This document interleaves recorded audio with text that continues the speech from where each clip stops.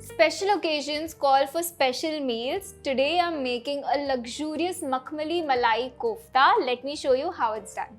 So the first thing that we need to make for the koftas is actually the gravy. We're going to start by heating up a pan. I'm going to add around 2 teaspoons of oil to this.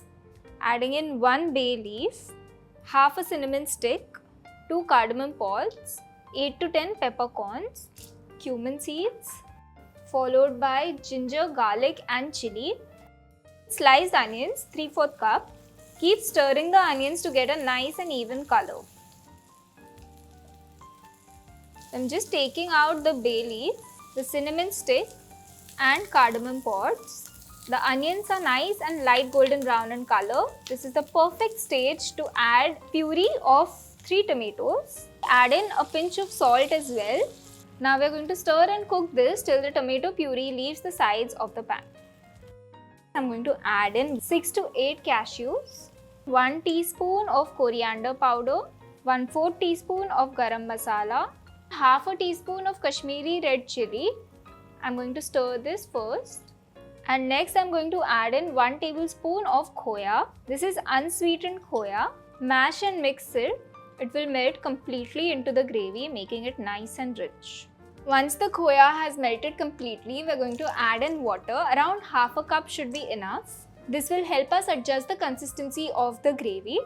As soon as it comes to a boil, we're going to switch off the flame and then let it cool completely before grinding. Let's move on to the koftas. Starting with 2 tablespoons of Khoya, a few raisins, tablespoon of chopped mint, 6 to 8 cashew nuts that have been chopped, pinch of salt.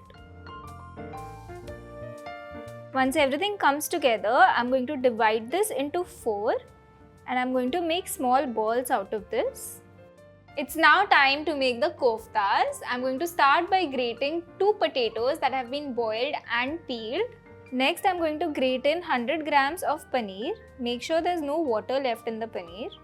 Next, I'm going to add in the leftover mawa. I'm just going to crumble it over the paneer. Some white bread slices that I have chopped.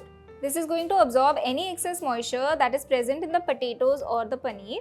Next, I'm going to season this with salt, 2 tablespoons of cornstarch, a few green chilies that have been chopped. Once the mixture is homogeneous, I'm going to portion this into 4 parts. Now I'm just going to turn this into a flat disc. Add in 1 ball of the stuffing in the center.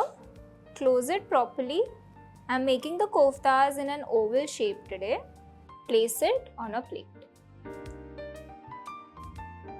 2 tablespoons of corn flour and 2 tablespoons of rice flour.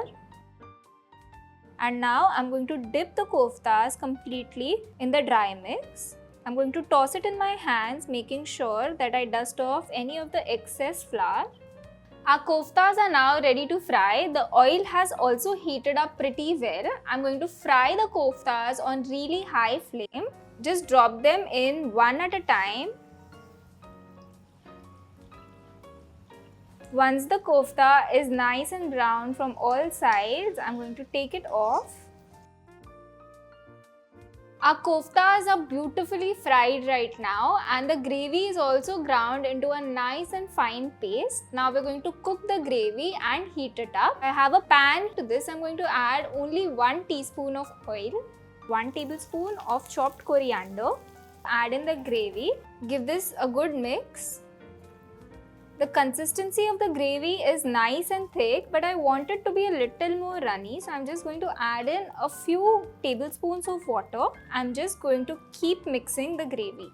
It's now time to assemble our Makmali Malai Kofta with the gravy that we just made. I'm going to arrange 3 of the koftas in this plate.